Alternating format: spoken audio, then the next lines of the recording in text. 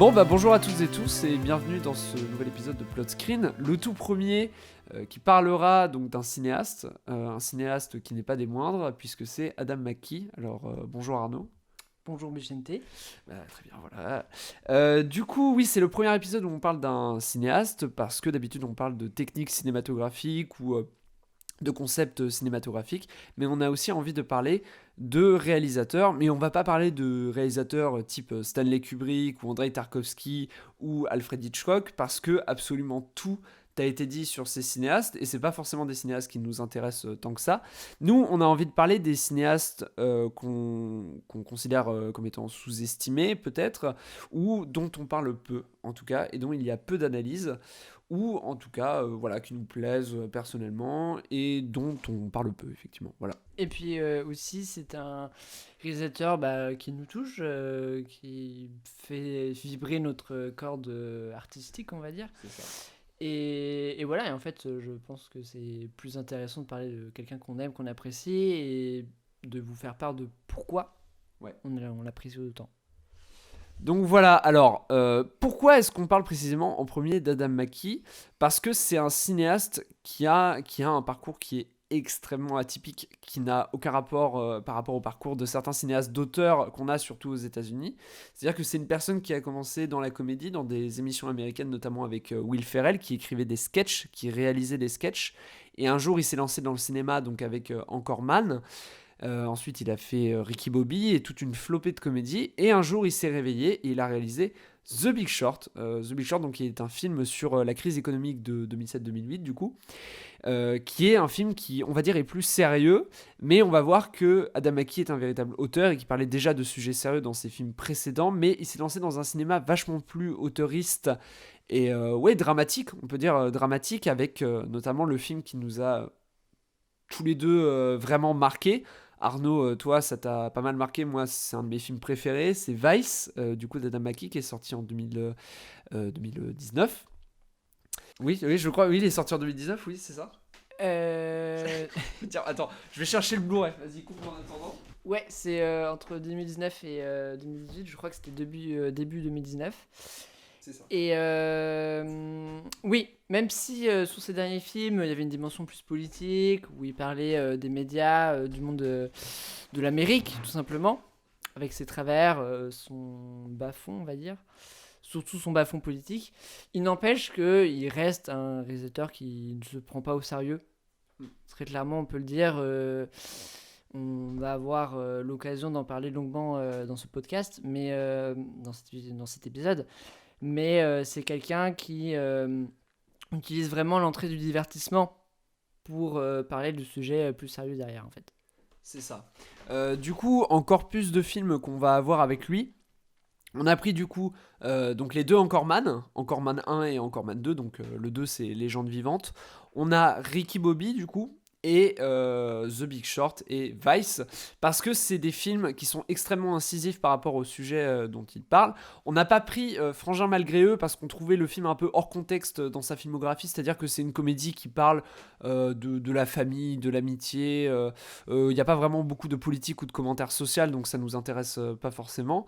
Et on va pas trop parler de Very Bad Cops parce que déjà Arnaud, tu ne l'as pas vu, et c'est surtout que on trouve que c'est un film qui est plutôt maladroit, même si on risque d'en parler juste pour un seul truc. Voilà. Donc on va surtout parler de Vice et de The Big Short et de ses premières comédies. Voilà. Ce qu'on peut dire déjà dans un premier temps, c'est que c'est un réalisateur, on va dire, documentaire, en tout cas dans ses deux derniers films, c'est-à-dire il s'est vraiment créé un style à partir de The Big Short où il mêle le documentaire et la fiction, et c'est un style qui est extrêmement particulier. Là, on vient de revoir partiellement Vice, et c'est vrai que stylistiquement et esthétiquement, ça ne ressemble à rien de ce qui a été vu précédemment dans l'histoire du cinéma. Pour un film politique, être autant en décalage, c'est-à-dire utiliser le grotesque, utiliser le... comment dire le- pour utiliser le grotesque et je n'ai pas les mots, et un humour aussi incisif et corrosif dans le sens où c'est de la satire, mais on comprend aussi les motivations des personnages. De Dick Cheney en particulier pour Vice. On comprend sa psychologie. On n'est pas forcément jusqu'à avoir de l'empathie pour lui, mais ça mêle habilement les deux en fait. C'est ça. Donc on peut commencer à parler de sa première comédie, du coup, qui est Encore Man. On va lier les deux Encore Man parce qu'en en fait ils sont extrêmement similaires dans ce qu'ils racontent, le commentaire qu'ils apportent à la société. C'est-à-dire qu'ils parlent de la télé américaine. Encore Man 1, c'est une critique, on va dire, des JT, plus précisément du JT comme l'équivalent qu'on a en France. Alors, en France, par rapport à la France, les États-Unis, c'est complètement différent. Leur télévision, c'est une télévision qui est extrêmement abondante, qui est incontrôlable. Il y a vraiment de tout et il y a très peu de limites dans leur télévision, contrairement en France où nous, on se réserve quand même pas mal, malgré des émissions qu'on va pas citer ou des chroniqueurs qu'on va pas citer, mais il y a de l'impunité en France. Mais aux États-Unis, c'est 1000 fois pire pour celles et ceux qui s'intéressent pas forcément. C'est vraiment le bordel. C'est une foire complète, la télévision. Et donc dès Encore Man, dès ce premier film, il va attaquer les JT, le désintérêt pour l'information concrète, la course à l'audimat, etc. Bon, tous les trucs basiques de la télévision sans éthique. Et donc dans Encore Man 2, il va attaquer, vu que le film est sorti quelques années plus tard, il va attaquer quelque chose d'autre, ce sont les chaînes d'information en continu qui ont été créées. Du coup, il parle de la fausse création de ces chaînes d'information-là dans la fiction, mais du coup, il critique effectivement cette surconsommation de l'information, cette information qui est inutile, c'est-à-dire qu'il commente, à un moment, le présentateur, il commente une course-poursuite de bagnole, information complètement inutile dans notre société, mais qui devient du coup un divertissement, l'information devient presque une fiction, et lui ça l'intéresse de se moquer de tout ça, donc il s'en moque bien évidemment à travers l'humour, des blagues complètement absurdes. Après là on est dans le registre de la comédie, voilà. Je pense que faut pas oublier que le but du jeu c'est aussi de rire à ces films. C'est là on parle de l'aspect plus le fond, parce qu'effectivement faut pas, même dans ses premiers films il y avait toujours une dimension derrière de critique, mais toujours un aspect de réflexion, mais vraiment, enfin si on regarde Encore Man, c'est avant tout pour se taper des grosses barres de rire. Enfin, non c'est clair. C'est clair. C'est moi je pense surtout à, j'ai pas vu le premier Encore Man, mais le premier film sur Ron Burgundy. Ron Burgundy, c'est ça. Mais par contre sur Encore Man 2, c'est la séquence où tous les amis se retrouvent dans la caravane, où il y a un accident. C'est comment dire, on étire une situation jusqu'au bout, quoi. C'est-à-dire c'est le bordel le plus complet, et c'est l'absurde pur et gratuit, mais qui permet de justifier d'autres choses derrière, qui permet de justifier l'absurdité aussi des médias américains, mais plus tard, quoi. Mais c'est surtout un film, l'humour d'Adam McKay et de la bande à Will Ferrell consiste à prendre une situation qui est déjà de base un peu improbable et de l'étirer à mort, d'étirer le gag à mort et de rentrer dans le grotesque pur. Et c'est toute la base de l'humour des Encore Man, en tout cas. C'est-à-dire, par exemple, on a le personnage de Steve Carell qui est complètement barré, qui dit des choses qui sont complètement incohérentes, et ça c'est tiré à mort jusqu'au bout, et ça en devient mais hilarant. Je crois que dans Encore Man 2, tu m'arrêtes si je me trompe, mais je crois qu'il rencontre une fille, le personnage de Steve Carell, mais les situations mais sont complètement absurdes.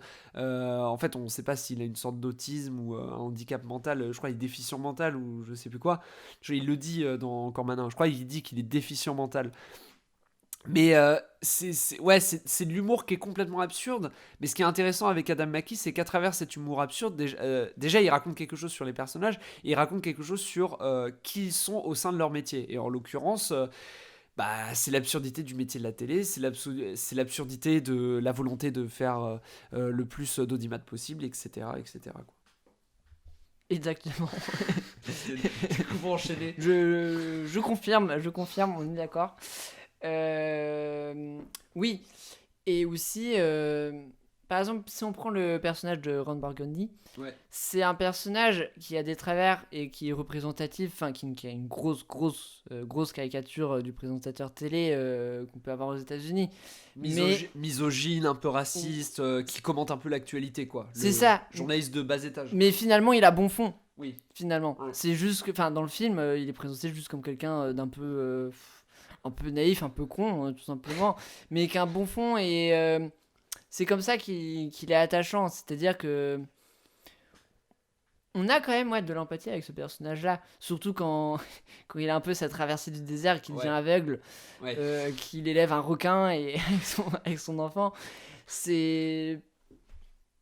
En fait, il s'intéresse, Adam McKay, il s'intéresse aussi à ces personnages pour ce qu'ils sont. Et c'est pas... Il les méprise pas, ces personnages, comme dans Non. certaines comédies où on se moque des personnages. Là, on est vraiment attaché à eux, à ce qu'ils disent, à ce qu'ils font, et on a envie qu'ils réussissent. Mais on rigole pas trop de leur stupidité en final. Enfin, j'ai pas l'impression qu'on rigole tant de leur stupidité que ça. C'était un piège, Arnaud. C'était pour un que tu piège. me contredises et que tu me suis. Tu sais, c'est normalement les podcasteurs, ils font ça et tout. Tu sais, non? Comme les journalistes politiques. Ouais, je suis pas tombé dans ce piège. Ah, pardon, autant pour moi. Non, mais oui, c'est ça, c'est qu'on n'est pas extérieur au personnage. Jamais, que ce soit avec le personnage de Ron Burgundy, mais aussi avec Ricky Bobby. Oui, alors Dans- Ricky Bobby qui est son deuxième film, de son deuxième long métrage. C'est ça. On peut enchaîner sur Ricky Bobby. Ouais. Ricky Bobby, pareil en fait, c'est un personnage qui est hyper vaniteux, qui a un orgueil démesuré, qui est l'archétype total du beauf américain, Mm. et qui va subir une transformation à partir du moment où il se fait battre par le pilote français Jean Girard, Jean Girard. joué par Sacha Baron Cohen, qui est, on le rappelle, un des meilleurs comiques américains actuels. Voilà, moi je pose ça là, bon, c'est mes goûts, mais voilà, je pose ça là. Ouais, alors ce qui est assez particulier, c'est qu'effectivement dans ce film, ce qu'on a trouvé, enfin c'est une critique juste du Ah oui, film alors ça, c'est en une- passant, Ouais. c'est que le personnage de Ricky Bobby, il a une transformation assez brutale, assumée, mais assez perturbante. C'est-à-dire qu'au début, il était con, vaniteux, beauf, à souhait, ce qui en faisait vraiment un personnage comique par excellence. Et à partir du moment où il a un peu sa traversée du désert, d'ailleurs c'est un peu des schémas qu'on retrouve... Oui, dans les comédies américaines en général, c'est toujours ce schéma-là. Oui. La personne, il y a une élévation, on va dire, intellectuelle, sociale, ou dans ses amis, etc. Il y a le moment où c'est l'apothéose. Après, il y a une chute, après une engueulade. Et c'est là Il qu'il se retrouve apprend, seul. qu'il C'est se ça. transforme, qu'il devient En meilleur. maturité, et après, à la fin, tout le monde se retrouve et c'est la fête. Mais même dans les films en général d'Adam McKay, c'est un peu ça aussi, Oui. Oui. de manière générale. Ouais. Mais là, pour le coup, la rupture était brutale. C'est-à-dire qu'on n'a pas tout le récit de la transformation du personnage de Ricky Bobby, c'est direct. C'est à partir du Ouais. moment où ce n'est plus personne, où il est obligé de travailler dans une pizzeria, je crois. Oui. Parce Qui est pilote de course à la base, on l'a pas C'est- précisé, oui, mais il est c'est pilote vrai. de course. Voilà, pilote de course pour la NASCAR. Ouais. Et voilà, enfin vraiment un des plus gros pilotes du pays. Et il est un peu déchu de son statut de champion. Et tout de suite, il devient quelqu'un d'hyper mature, proche de ses enfants, humble. Et en fait, on en perd tout le caractère comique. Ouais. En fait, il devient trop sérieux et les autres personnages, eux, restent complètement cons. Il y a des situations absurdes qui arrivent, notamment Ouais. avec le père et le puma, Ouais. ou la panthère qui est dans la voiture.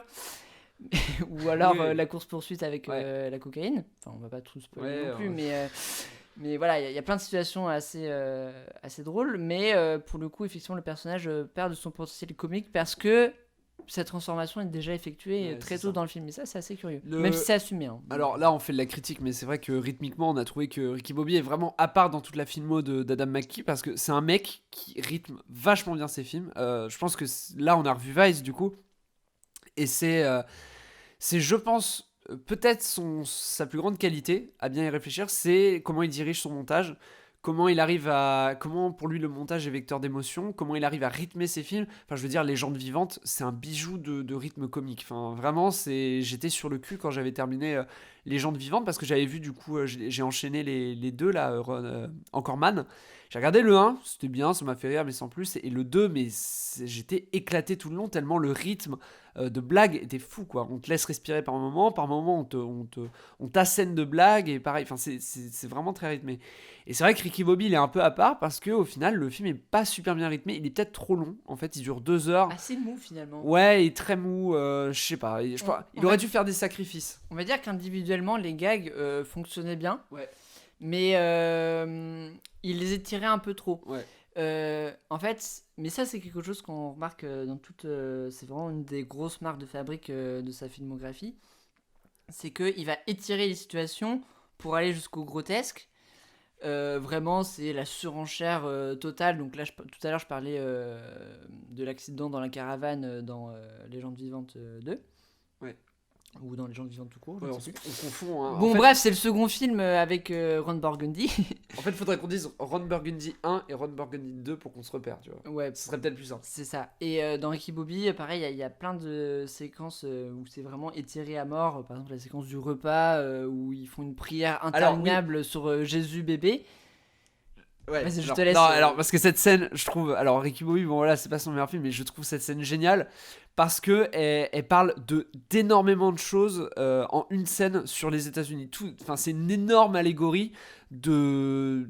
Je sais pas si c'est du mépris envers une certaine partie des États-Unis, mais en tout cas, ils s'en moquent pas mal. C'est-à-dire qu'on a des plans sur. Donc, imaginons la scène pour celles et ceux qui n'ont pas vu le film. En gros, t'as Ricky Bobby avec sa femme qui vient à peine de rencontrer, avec qui il a fait des gosses, voilà. Et il y a le père de cette femme qui est à table, le père qui est un peu en retrait, on sent qu'il est un peu cato, ancien militaire, etc. Bah, c'est le seul mec un peu sérieux. C'est ça, c'est le seul mec sérieux. Et il y a son meilleur pote qui est à table avec lui.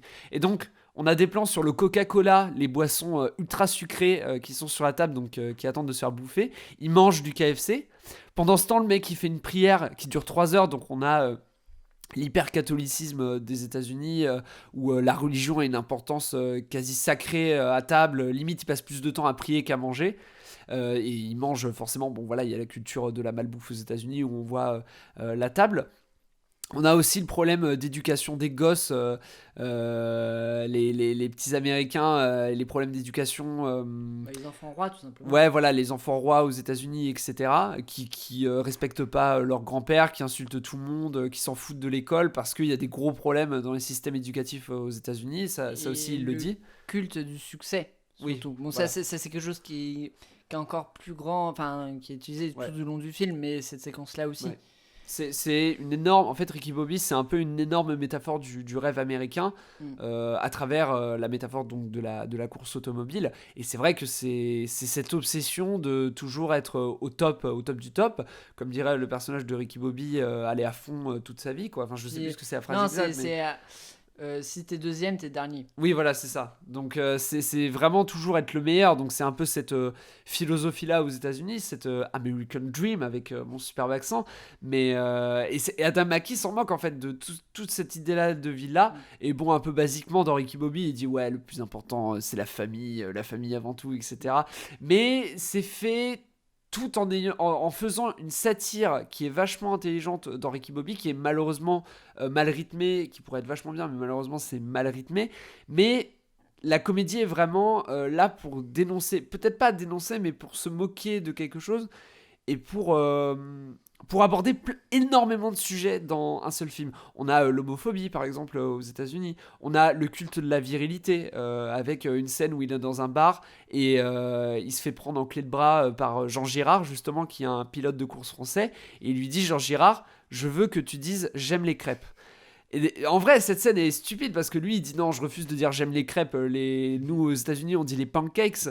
Mais c'est tout ce culte autour Sauf de. qu'il adore les crêpes quand même. Oui, voilà, c'est ça. Donc il n'ose même pas s'avouer. J'aimerais bien en manger. Ah, seulement il connaissait les galettes saucisses de Saint-Malo. Mais bon, bref, on va pas parler de la Bretagne, ma terre natale. Mais ouais, putain, mais ça juge la Bretagne. Mais toi, mais retourne à Angers là. Et oui, du coup, il lui fait une clé de bas et il y a toute cette moquerie des codes d'honneur en mode il veut pas dire j'aime les crêpes. On lui propose de dire j'aime les crêpes ou sinon on lui pète le bras et lui il refuse. Et c'est vraiment ce virilisme absurde aux États-Unis avec ses potes qui disent non, tu dois pas dire j'aime les crêpes et tout, c'est chaud mec, tu dois pas laisser ton honneur. Bon, après ça c'est des trucs personnels, mais Adam McKay il est de notre avis, on est de son avis, c'est que les codes d'honneur c'est complètement stupide et c'est un truc qui revient dans ses films et il vient souvent à critiquer tous ces codes d'honneur là ultra virilistes, etc. Et il parle du virilisme des États-Unis, de sa misogynie, on voit le traitement des femmes dans le film, etc. Bon, voilà. Oui, non, mais complètement. Après, faut pas non plus tout suranalyser. Enfin, je ne serais pas aussi caricatural que toi tout le temps. C'est, enfin, pas caricatural, mais dans le sens. Peut-être que parfois il y a certaines séquences où c'est des personnages caricaturaux, mais il n'y a pas forcément une critique Oui, assumée. mais il s'inspire de ce qu'il voit aux Bien États-Unis sûr. et il s'en moque. Bien C'est sûr. ça qui est important. Bien sûr, mais après, c'est pas des trucs hyper réfléchis où on va Non, se dire, non, ouais, bien là, à sûr. ce moment-là, on va faire une critique Ouais, et ouais. tout. Enfin, pas tout le temps. Après, dans des films comme Vice ou. Non, mais la Vice, c'est à part. Voilà, Vice, dans des c'est à films part. comme C'est à Vice part. ou The Big Ouais. Short, là, clairement, là, tout est hyper calculé sur la critique. Il y a un vrai fond qui est pensé de A à Z. Voilà. Mais je voulais revenir tout à l'heure à ces séquences qu'on étirait pour aller vers le grotesque, pour dire que ça, c'était une des marques qu'on avait vraiment dans la filmographie d'Adam McKay, mais aussi le fait que les idées sont traduites de façon littérale. C'est-à-dire que les personnages, dans tous ces films, à chaque fois qu'ils pensent quelque chose, ils le disent à voix haute. Ou à chaque fois qu'on a une notion un peu compliquée à expliquer, on a... là, on va se ramener progressivement... Là, on se ramène vers Vice, là. Vers Vice, par exemple, à chaque fois qu'on va avoir une notion compliquée en politique, par exemple... La théorie de l'exécutif unitaire, voilà, c'est des théories assez compliquées, assez velues à comprendre. The Big Short, c'est encore plus compliqué parce que l'économie. En voilà, fait, The Big Short. Mais attends, The Big Short, on en parlera après. Bon, ouais, on en parlera après, mais de manière générale, il simplifie. Enfin, c'est même pas il simplifie, mais c'est que il va présenter des notions, des faits, les pensées des personnages de façon crue, littérale. Avec des images. En fait, il va préférer utiliser des images soit comiques, soit complètement directes. Ouais, c'est ça. Donc, on pourrait se dire que c'est pas subtil. Il n'y a pas de fioriture.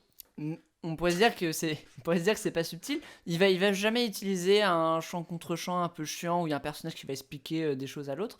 Il va toujours utiliser des images d'illustration, des schémas, enfin pas des schémas, mais des petits dessins ou des petits d'autres situations, des images de films, des images d'archives qui peuvent être soit comiques, soit explicatives, mais en fait ça permet d'utiliser quelque chose de divertissant et l'information elle va passer beaucoup plus facilement auprès du spectateur. Et finalement, ok, c'est très cru, très, très direct, mais ça en reste assez subtil malgré tout, et c'est ça qui est très fort.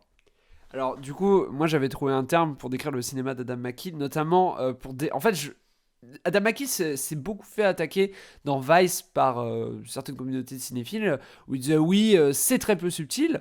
Alors, Vice, donc on fait le topo vite fait, c'est le film certainement dont on va plus parler avec The Big Short. Vice, c'est son dernier film en date. Et donc, ça parle de Dick Cheney qui était le vice-président des États-Unis lors de l'ère Bush. George W, le fils, donc dans les années 2000, au début des années 2000. Et comment expliquer ça ? Il y a une scène à un moment où Dick Cheney se fait faire une transplantation du cœur parce qu'il était cardiaque et il a dû changer de cœur. Et au même moment, on a en montage alterné, pas parallèle, alterné, on voit... c'est compliqué à expliquer. En fait, juste, il a renié sa famille. Il a fait quelque chose qui a renié sa famille, c'est-à-dire autoriser... Non, c'est trop compliqué. C'est pas la plus simple a à renié expliquer. On peut parler quand il fait Bush avec la pêche. Ouais, mais tu vois, celle-là, je la... Oui, bon, aussi. C'est plus simple à expliquer. expliquer. Ouais, vas-y. C'est, en gros, Dick Cheney, il avait une carrière vraiment dans l'ombre en politique pendant toutes les années 70-80. C'est ça. Donc c'était le conseiller c'était le secrétaire d'un conseiller de Nixon puis après de Reagan. Ouais.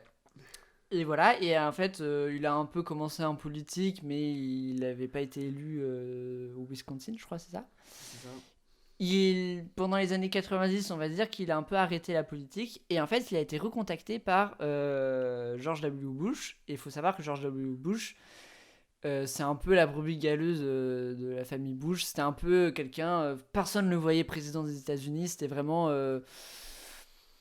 c'était un peu l'enfant renié de tous. Et en fait, Bush, fils, recontacte Dick Cheney et lui dit, voilà, j'aimerais que tu me bosses avec moi. Et Cheney, lui, il flaire l'opportunité. Il se dit, bah là, ok, dans ces cas-là, je travaille avec toi, mais il faut que je sois vice-président. Parce que lui, il avait un peu un coup d'avance. Il disait, bah en étant vice-président, je vais pouvoir... entre guillemets, manipuler le président et avoir les vraies rênes du pouvoir. Et là, il y a la séquence où vraiment Dick Cheney veut manipuler Bush pour devenir son vice-président. Et donc, au lieu d'avoir un chant contre chant où il lui propose des arguments, où il essaie de l'entourlouper, c'est couplé cette séquence-là. En montage parallèle, du coup. Ouais, un montage parallèle pour le coup. Et couplé avec des images de pêche. Alors, c'est encore une fois, c'est non, très... pardon, non, c'est pas parallèle, c'est alterné. Alterné, pardon. Non, alterné, oui, non, je confonds. Alterné, oui. Ouais. Avec des images de pêche où en gros littéralement Cheney il hameçonne Bush, puis après Cheney il le fait et puis après il remonte la ligne. C'est très cru, c'est très simple, on pourrait se dire ouais c'est très peu subtil, mais finalement ça permet de comprendre vraiment les enjeux, de faire passer la notion de manipulation et la notion d'opportunisme.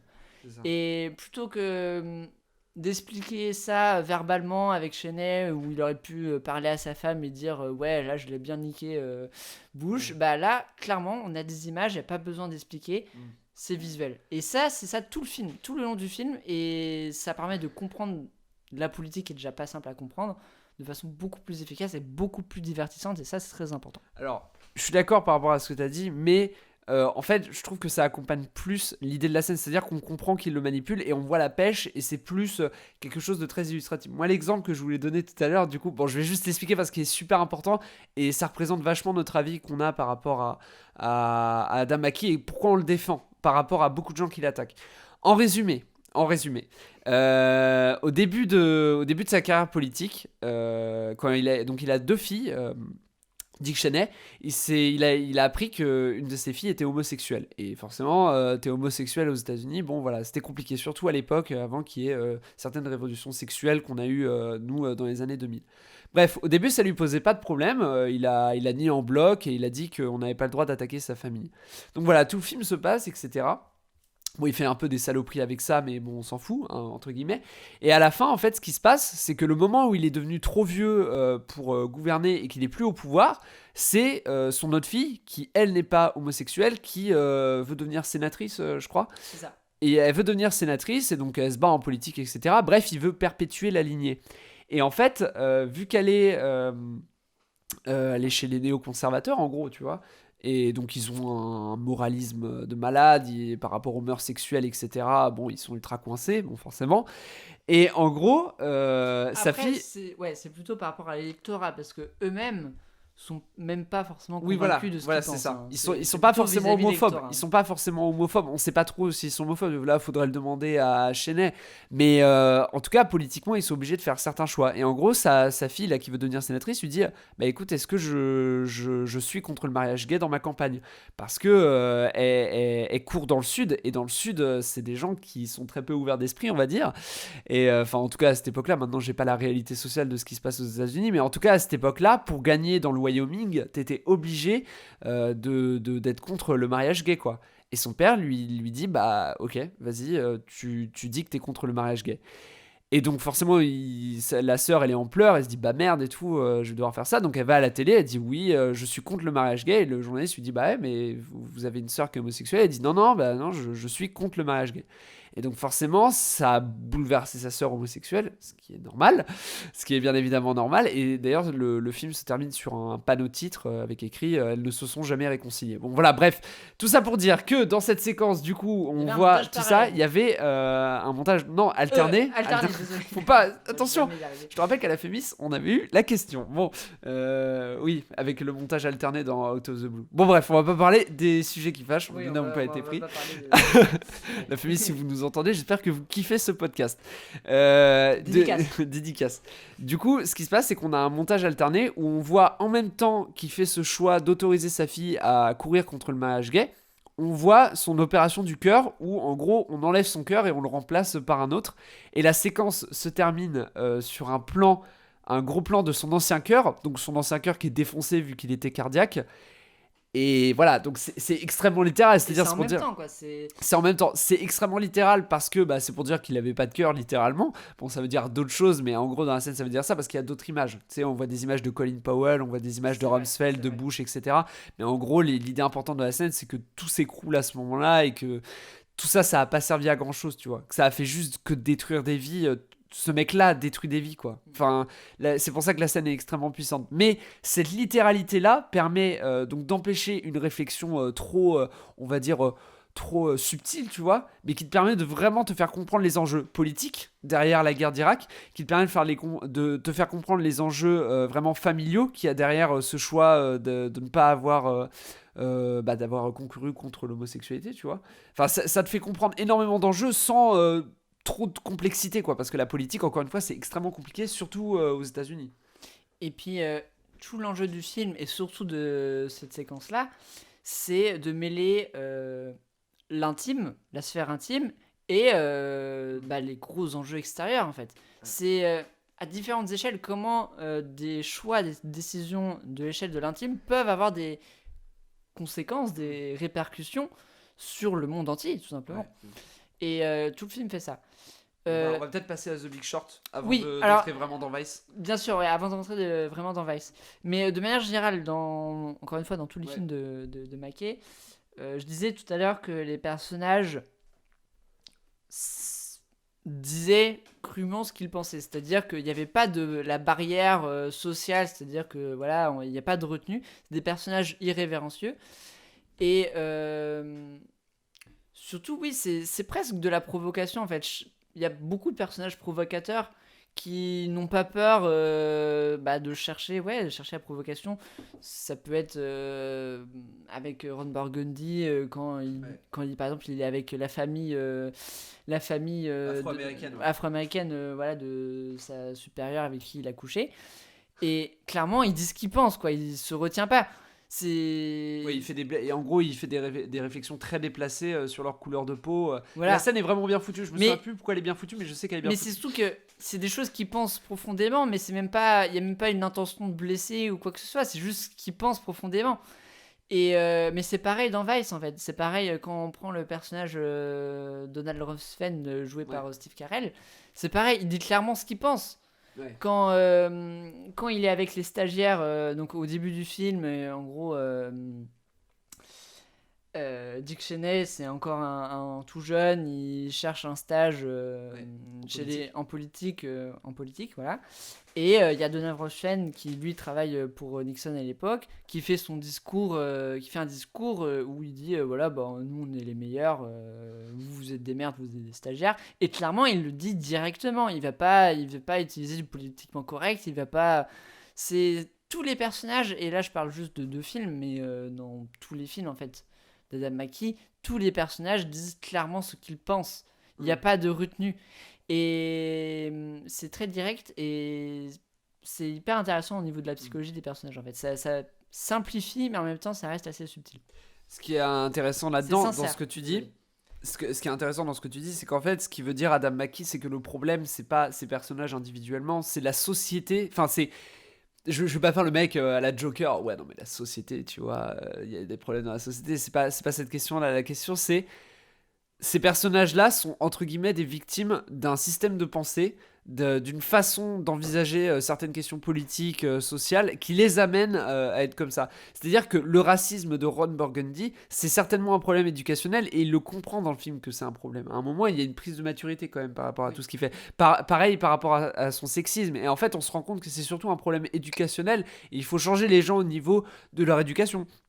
Sans les prendre pour des gamins qui comprennent rien, c'est juste faut leur expliquer des trucs. Et c'est en ça que le cinéma d'Adam Mackie est intéressant, c'est qu'il a créé donc ce que j'appelle le cinéma Wikipédia, c'est-à-dire en fait pour moi ces films c'est un article Wikipédia, c'est-à-dire, enfin en tout cas The Big Short et Vice, c'est-à-dire que c'est très littéral, c'est comme on l'a dit, c'est très très littéral, il n'y a pas de très peu de métaphores, en général c'est très objectif, enfin entre guillemets. En fait, c'est Wikipédia avec des blagues, quoi. C'est ça, exactement. C'est Adam Mackie, c'est Wikipédia avec des blagues. C'est-à-dire que c'est très informé. Il y a un vrai travail de recherche dans ce qu'il fait. C'est-à-dire que même ses comédies, il prend, en tout cas pour Ron Burgundy et Ricky Bobby, on voit qu'il a vraiment pris le temps de comprendre, enfin de tenter au moins de comprendre les milieux qu'il allait peindre. Enfin dans Ricky Bobby, tu sens que la course automobile, il y a vraiment une cohérence par rapport à tous les corps de métier, etc. Par rapport à la volonté de toujours être le meilleur. Je pense qu'il s'est vraiment renseigné, si ce n'est qu'il adore les courses automobiles, parce que quand même quand on voit le film on sent que c'est quelqu'un qui aime quand même les courses, ça m'étonnerait même pas, tu vois. Bon, ça c'est que de la spéculation, mais j'ai l'impression quand même qu'il kiffe ça. Et extrêmement objectif, mais aussi paradoxalement très subjectif, parce que Wikipédia, faut pas oublier que c'est aussi très subjectif par moment, quoi, quand même, quand tu lis les articles Wikipédia. Et effectivement, ce qui y a en plus, c'est l'humour. Enfin, en fait, il y a vraiment... ce qui rajoute en plus, c'est la comédie, au-delà de toute cette objectivité qu'il veut mettre dans ses films. C'est du cinéma à but informatif, en fait. En tout cas, The Big Short et Vice. C'est-à-dire qu'il avait des choses à dire. Il avait... En fait, Adam McKay, il aurait pu faire un article ou écrire un livre, mais il s'est dit pour que les gens sortent et comprennent le monde dans lequel ils vivent et les informer sur des sujets dont on parle peu. C'est-à-dire que les gens qui ont poussé à la crise économique, en soi, on ne le sait pas. On sait qu'il y a eu une crise économique, mais on ne sait pas les notions de triple A, etc. On ne sait pas. On ne sait pas tout ça. Et c'est grave, tu vois, qu'il y ait ce manque d'information. Pareil pour Dick Cheney. Je veux dire, en tant qu'Européen, on connaît pas Dick Cheney, on connaît la tête un peu débile de George W. Bush, mais on ne connaît pas Dick Cheney, tu vois. Et lui, il avait pour but de vous dire, bah écoutez, ces gens ont changé votre vie. Lui, ce qui l'intéresse, c'est de dire, telle situation a changé votre vie, et pourtant, vous ne le saviez pas. C'est exactement ça pour The Big Short, et c'est exactement ça pour Vice. Donc voilà, c'est vachement intéressant à ce niveau-là. Donc je pense qu'on peut commencer à parler de The Big Short, du coup. Je te laisse le résumé, The Big Short. Ouais, t'as 10 secondes. Ok, on comprend comment ça se passe la crise économique de 2007. En gros. Non, en gros, c'est un peu un film choral. Oui. C'est un film choral. Avec, c'est l'histoire des personnes qui ont anticipé la crise économique de 2007. C'est-à-dire que eux, ils avaient tous les indicateurs, ils ont très bien compris avant que ça arrive. Et pire, ils ont parié dessus. Et pire, ils ont parié dessus. Que la crise économique de 2007 allait arriver. Alors à la base, c'était pas une crise économique, c'était une crise financière, et le film parle beaucoup plus de ça, sur qu'en fait il y avait une spéculation énorme. Bon, on ne va pas rentrer dans les détails techniques, allez voir le film, hein. Ouais. Mais il y avait une spéculation énorme au niveau du marché de l'immobilier. Il y avait un peu des magouilles par rapport à des crédits immobiliers un peu foireux. En gros, on faisait passer ces crédits là pour des crédits safe alors que pas du tout. Et puis c'est surtout, ils pariaient contre eux-mêmes pour se faire de l'argent. Enfin, c'est des trucs qui sont complètement illégaux. Oui, enfin, c'est illégal. C'est ça. Et en fait, il y a eu des mecs. Alors, soit. Alors, il y avait on va dire, un jeune crack qui était pas du tout dans le milieu, mais qui lui avait un peu anticipé. Il y avait quelqu'un qui travaillait pour la Goldman Sachs, je crois. Donc, une des plus grosses banques en finance. De Wall Street. Oui. De Wall Street. De Wall Street. Et donc lui, voilà, mais il allait contre tous ses supérieurs, tous ses collègues. Il y avait deux gars qui étaient un peu en indépendant. Ouais, Non. des auto-entrepreneurs en gros. Enfin, c'était un peu des sortes de prestataires d'une autre banque, je sais plus trop.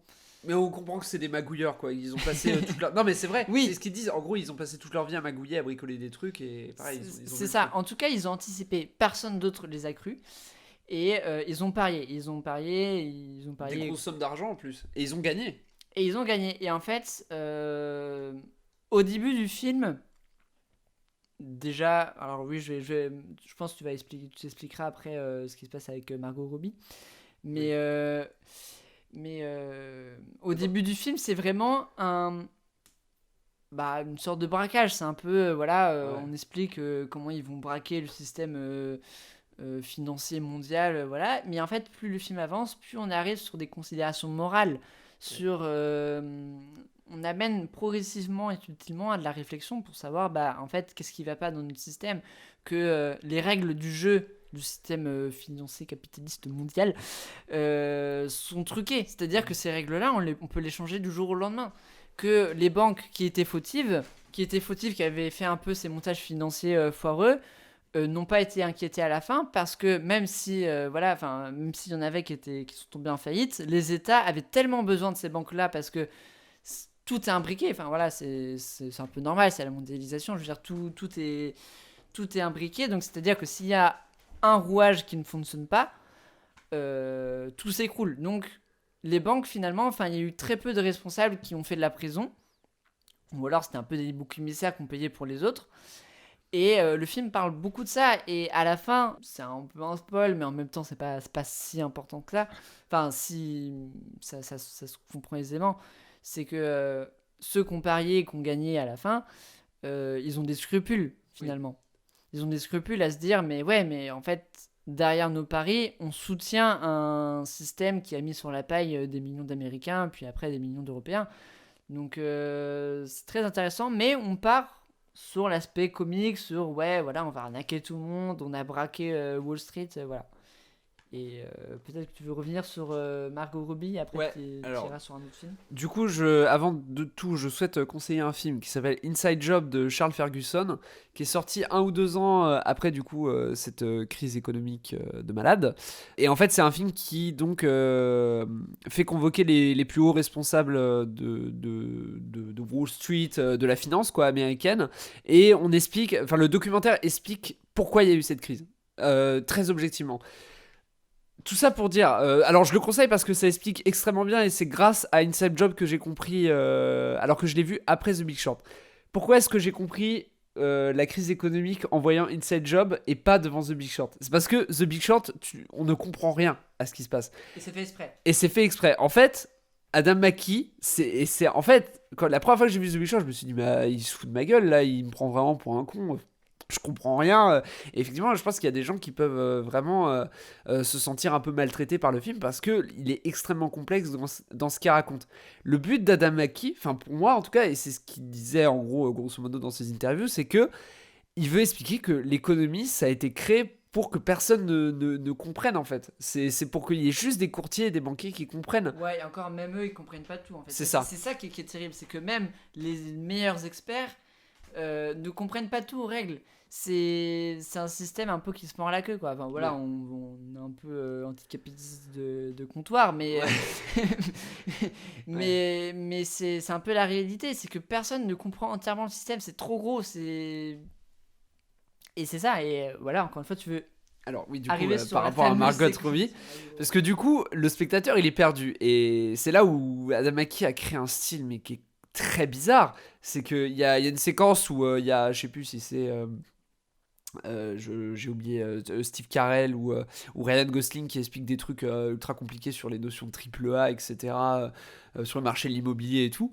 Et là, on comprend rien. Et là, d'un coup, t'as un cut et tu vois Margot Robbie dans un bain Robbie. qui dit, avec un verre de vin dans la main, qui dit ah vous comprenez rien et tout. Bah je vais vous expliquer. Et là, elle explique en gros la notion plus précisément. Mais en fait, même après l'explication, on est quand même ultra perdu, tu vois. Alors je pense qu'il voulait un peu vulgariser, mais c'est quand même un peu compliqué de suivre.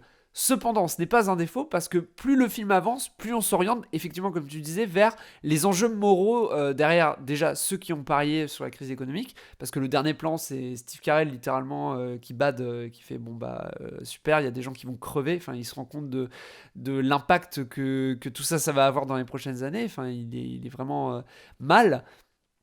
Mais c'est vrai qu'au début, il y a énormément d'explications de triple A, encore une fois.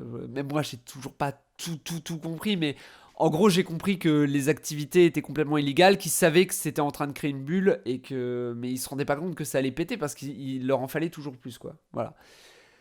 Donc, c'est un film qui dit au spectateur, qui le prend par la main et qui lui dit on va plus se concentrer sur vraiment des questions éthiques et morales, qui a vraiment derrière tous ces chiffres, plutôt que sur la complexité de ces chiffres, etc. De toute façon, ça s'est déjà passé, donc le but maintenant, c'est de réfléchir par rapport à tout ça.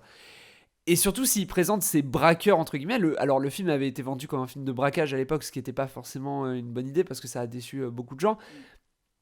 Mais ce sont des braqueurs et effectivement ils sont en première ligne pour réfléchir à ce qu'ils ont fait. Et il y a des scènes qui sont vraiment... Alors il y a deux scènes qui sont très fortes dans le film. Il y a une première scène où on voit ce mec de l'équipe donc du personnage de Steve Carell qui va faire des repérages en gros sur les ventes immobilières et il rencontre un père de famille avec un gosse et en gros il se rend compte qu'il va se faire expulser quoi. Il ose pas lui dire et effectivement... Et puis avant, il s'était fait avoir avant ce père de famille, il s'était fait avoir en empruntant des sommes d'argent pour acheter une maison alors qu'il n'avait pas la capacité C'est de ça. rembourser. C'est ça, c'est tout le problème des prêts, etc. Bon, on va pas faire nos pseudo-économies, on n'a pas les capacités, donc on parle de cinéma.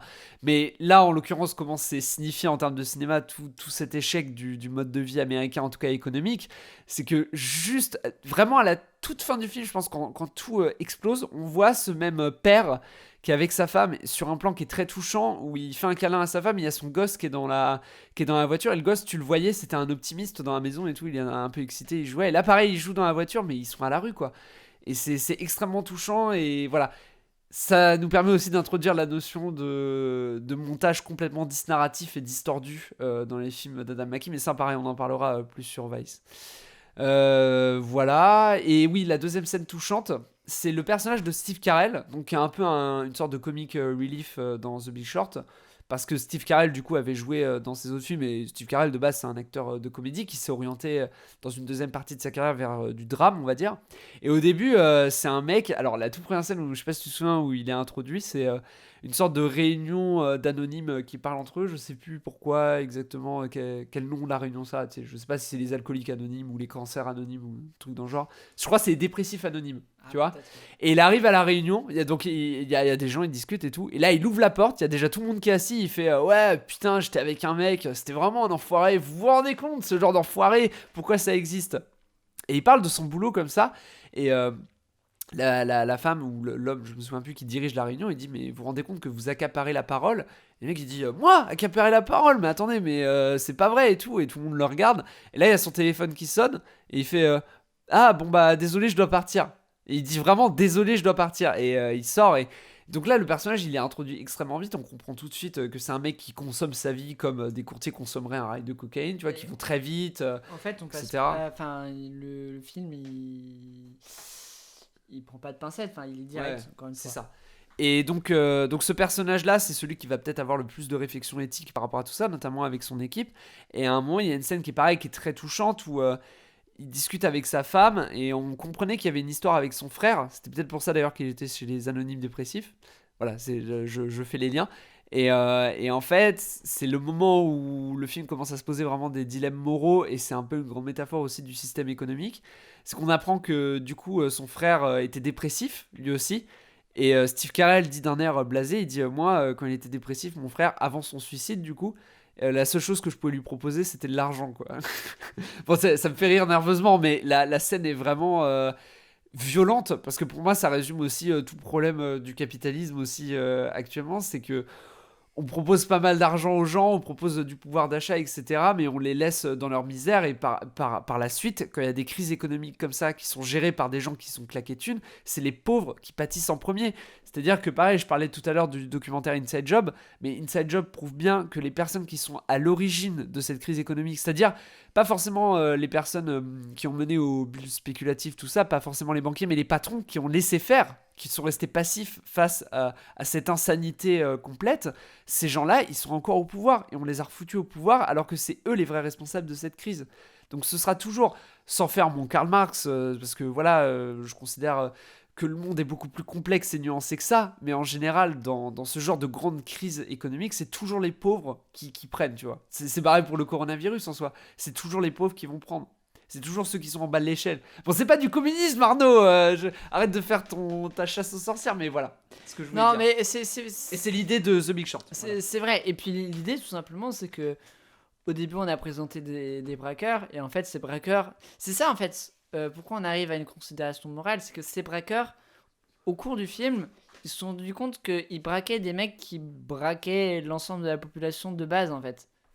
Et c'est hyper ironique. Ce qu'ils se disent, ok, on a volé de l'argent à un système qui lui-même, entre guillemets, a un peu volé de l'argent à l'ensemble de la population. Bon, voilà, c'est pas, enfin, c'est un peu démago de dire ça, mais Oui. de manière générale, c'est un peu ça le film. Là, on s'oriente un peu vers la politique, mais aussi c'est important de parler de ça parce que c'est le sujet du cinéma d'Adam McKay, donc tu vois. On peut peut-être parler du tournant de The Big Short dans sa carrière. Alors, déjà au niveau du sujet, parce que c'est un sujet qui est extrêmement grave, parce qu'il est quand même passé de comédie un peu basique. Il avait déjà commencé dans Very Bad Cops à dénoncer les détournements d'argent, etc. Le générique de Very Bad Cops, on voit des statistiques, même si tout le film est une comédie, où on aborde vite fait le sujet, t'as jamais de drame dans le film, c'est jamais présenté comme un truc dramatique, mais au générique, on voit des statistiques sur les détournements d'argent, etc., sur les paradis fiscaux, tout ça. Donc dans The Big Short, dans ce film-là, il est vraiment passé de la comédie pure à du drame violent, mais toujours en gardant ses origines qui sont la comédie. Voilà. Et esthétiquement, ça a aussi beaucoup changé. On peut aussi parler de réalisation parce que Plot Screen, c'est ça, c'est aussi parler mise en scène, montage, etc. Il est complètement passé à un autre type de réalisation, c'est-à-dire à une réalisation complètement documentaire. C'est-à-dire caméra presque jamais sur trépied, sauf pour des timelapses ou quand la caméra, tu sais, Des ralentis. ou des ralentis, et encore les ralentis sont à l'épaule, mais tu sais c'est tellement ralenti que tu vois pas que la caméra elle bouge, mais en fait c'est presque tout est sur plan fixe, presque tout, en tout cas dans The Big Short et Vice. J'ai dit presque tout est sur plan fixe, non, presque tout est à l'épaule, pardon. Et on a l'utilisation donc de zoom manuel, de zoom numérique aussi. On a ouais bon ça on en parlera après, mais en tout cas il a innové niveau réalisation complètement quoi. Il a complètement changé du tout au tout. Pareil pour son montage. Donc voilà. Je sais pas si t'as quelque chose à dire là-dessus. Non, on peut peut-être parler du gros film de Vice. Ouais, on va passer à Vice. Ouais. Alors Vice, moi je propose qu'on parle tout de suite juste de l'aspect documentaire. Comme ça, ce sera fait. On pourra plus parler Voilà, de comme certaines ça scènes c'est précises. fait. Voilà. Alors, moi, j'ai besoin d'en parler. Alors, juste, Adam McKay, donc on a dit tout à l'heure que c'était du cinéma Wikipédia, qu'il avait commencé déjà avec Anchorman, avec un aspect un peu documentaire où on veut apprendre des choses aux spectateurs, etc. Mais The Big Short et Vice, c'est formellement, au-delà de l'aspect fictionnel, c'est techniquement comme un documentaire. C'est-à-dire, donc, comme je l'ai dit, donc, caméra à l'épaule avec des zooms, parce que le zoom, on le rappelle qu'il y a une caméra, donc il y a des réalisateurs qui refusent de faire le zoom parce que ça rappelle qu'il y a un objectif. Tu vois. Et Donc puis, lui, il s'en fout, en fait. Et puis il y a un procédé documentaire qui est hyper utilisé et qui a été utilisé un peu dans les films précédents, c'est tout simplement le brisage du quatrième mur. Ouais, déjà, ouais. Des personnages qui s'adressent directement à Qui la n'est pas caméra. utilisé dans The Big Short, mais qui est utilisé dans Vice, par exemple. Dans Vice, mais même dans Anchorman Ron Burgundy 1. Si, ouais. quand les personnages se présentent. Ah oui, ouais. Oui. Ça... Bon, c'est rapide, ouais. ça brise avec le reste du film. Ouais. On peut se dire que c'est pas forcément cohérent, mais non, en tout c'est cas, bien de le noter, c'est bien de le noter. le quatrième mur est brisé. Il est brisé donc avec l'adresse à la caméra, avec la voix off qui clairement est de connivence avec le spectateur. Ouais. Donc ça, dans Vice, c'est le cas. Dans The Big Short, je ne sais plus. The Big Short, c'est différent. C'est un peu à la Wall Street, c'est-à-dire, pareil, brisage de quatrième mur, et c'est les personnages qui parlent à la caméra, et la voix off, en gros, continue après qu'ils aient parlé à la caméra. Tu vois ce que je veux dire? En gros, Oui. la voix off, tu vois? Oui, absolument. Et aussi... Notamment avec Ryan Gosling. Dernier effet de brisage de quatrième mur, c'est dans Vice où il y a carrément un faux générique au beau milieu du film. Ça, c'est quand même. Voilà, enfin, c'est du troll total, il n'y a pas à tergiverser dessus. Mais on peut parler aussi de l'effet qu'a ce brisage de quatrième mur en fait. Oui, alors j'ai oublié de le citer, il y a Selena Gomez, un moment qui apparaît dans le film, donc c'est n'importe quoi qu'elle apparaisse dans The Big Short, oui. Et elle apparaît auprès d'un grand économiste américain, dont j'ai pas le nom. Et ils apparaissent pour expliquer pareil un concept d'économie, mais c'est complètement bizarre, et pour le coup ça appartient presque au documentaire, parce qu'on te signale que c'est un film, parce qu'elle regarde la caméra et elle regarde le spectateur, et ensuite c'est trop bizarre parce que les réactions des personnages, en gros ils comparent une partie de poker ou de jeu en casino à une façon de parier en immobilier, tu vois, et à acheter comment on appelle ça quand les gens ils économisent pour des maisons, enfin ils font des prêts, et voilà, et c'est encore une fois très littéral, mais c'est aussi très documentaire de faire comme ça, c'est-à-dire que c'est comme si un expert venait face caméra et il parlait du sujet comme dans Inside Job par exemple. C'est ça, c'est très... Le fait, en fait, ça permet d'avoir le spectateur dans la poche, de garder l'attention du spectateur, mais d'une manière assez différente. Et le fait que de manière générale, les films d'Adam McKay, même quand il n'y a pas de brisage de quatrième mur, en fait, on sent que le film, il a conscience de lui-même. Ouais. C'est-à-dire que c'est jamais pris au sérieux, c'est jamais genre des films politiques qui sont très premier degré, enfin même si ça l'est finalement, mais qui sont jamais très lourds. C'est des films qui sont assez légers dans la forme, mais pas dans le fond. Ouais. Et ça permet, ça permet de faire rentrer les informations dans la tête du spectateur de manière 10 fois plus efficace, en fait. Ça permet... parce que, voilà, je pense que le cerveau humain, il est un peu... pour comprendre des notions d'économie très compliquées, comprendre comment ça se passe, le pouvoir aux États-Unis, les dessous du pouvoir, ça demande voilà, à se concentrer, par exemple devant un documentaire, ça demande à se concentrer beaucoup, et en fait le spectateur qui est pas forcément intéressé par ces sujets-là à la base, nous aussi, enfin je veux dire, il y a certains sujets en économie par exemple, on n'est pas forcément intéressé dessus, on n'a pas envie de se jeter dans un gros documentaire bien velu, alors que par contre utiliser un film qui est distrayant, un film qui se prend pas au sérieux, qui est assez léger, qui nous prend par la main, mais qui nous infantilise pas non plus, tout de suite, on peut apprendre beaucoup plus facilement. C'est beaucoup plus ludique. Et voilà, de manière générale, on apprend plus en jouant ou en s'amusant devant un film, en rigolant bien, que devant un truc velu, très austère, très Wikipédia, très... voilà.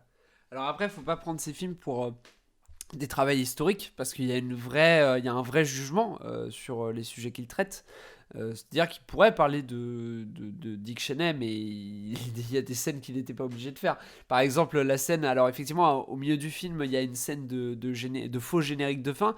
C'est-à-dire que c'est un moment où Dick Cheney, en gros, il sait qu'il va perdre là où il veut aller. En gros, il sait qu'il va perdre et il est niqué politiquement, quoi. Ouais, on est En dans gros. la fin des années 80, c'est ça. Ouais. En gros, je sais plus, mais en tout bon, cas, grosso il modo. est niqué politiquement. Ça, c'est sûr. Et donc là, il s'est vraiment retiré de la vie politique. Il s'est dit, je vais me retirer de la vie politique. Et là, il y a un texte qui apparaît qui dit, Dick Cheney et sa femme se sont retirés de la politique. Il y a des images d'un chien qui sort de l'eau, de Dick Cheney qui est avec la fille de sa fille, qui la prend dans ses bras, enfin un truc ultra bateau. Il y a un texte avec écrit. Il élève ses chiens, c'est Labrador. Ouais. Puis ils ont plein de médailles, ces chiens. Voilà, il vit que pour ses chiens. Voilà. Il y a écrit aussi pour ça, pour le coup, c'est complètement de la moquerie facile et gratuite, mais moi ça me fait rire. Il met le cœur, alors parce qu'il était cardiaque, du coup, Dick Cheney, il met le cœur de Dick Cheney fait des marathons Ironman et il les gagne tous, tu vois. Et ça, pour le coup, c'est de la moquerie, mais c'est bon, bref, ça, après, c'est des jugements d'humour, mais moi ça me fait beaucoup rire. Et là, il y a un faux générique qui apparaît à l'écran. Et en même temps qu'il y a ce faux générique, on entend le téléphone un peu à Il était une fois dans l'Ouest, le téléphone qui coupe un peu toute cette transition-là. Non, pardon, il était une fois en Amérique. Oui, pardon. Je me disais, oui. Et excuse-moi, à tous les fans de Sergio Leone, pardonnez-moi. Et trop tard. le sort est jeté. Et donc il y a ce téléphone qui sonne et en fait c'est en gros Bush qui le rappelle et qui dit écoute je te veux en Vice quoi. Et là en gros c'est ça quoi. Oui, c'est ça. Et donc il y a ce brisage du quatrième mur complet parce qu'on voit le vrai nom des acteurs. Donc en gros le film est conscient que c'est un film mais Adam McKay s'en fout, c'est-à-dire qu'il se permet des trucs que le cinéma traditionnel ne ferait jamais.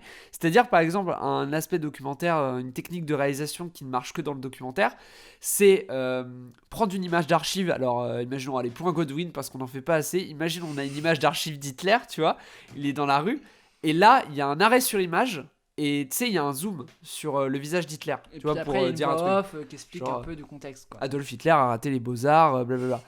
Et dans les films d'Adam McKay, il fait la même chose, sauf que c'est de la fiction. Du coup, c'est super étrange. C'est-à-dire que t'as un arrêt sur l'image sur la tête de Dick Cheney, et là, t'as une voix off qui vient dire alors Dick Cheney, blablabla, il a fait ça, il a fait ça. Et ça, c'est complètement un truc de documentaire, et je ne l'ai jamais vu dans d'autres films. Alors, ne jamais dire jamais, parce que ça se trouve, ça a déjà été fait. Mais en tout cas, Adam McKay, lui, le fait énormément de fois dans ses films, et il assume complètement le fait que le spectateur soit conscient que c'est un film. Mais paradoxalement, quand tu regardes son film, tu le prends vraiment pour une sorte de fiction à part. Enfin, c'est trop bizarre, tu le prends trop bizarrement en fait, ces films.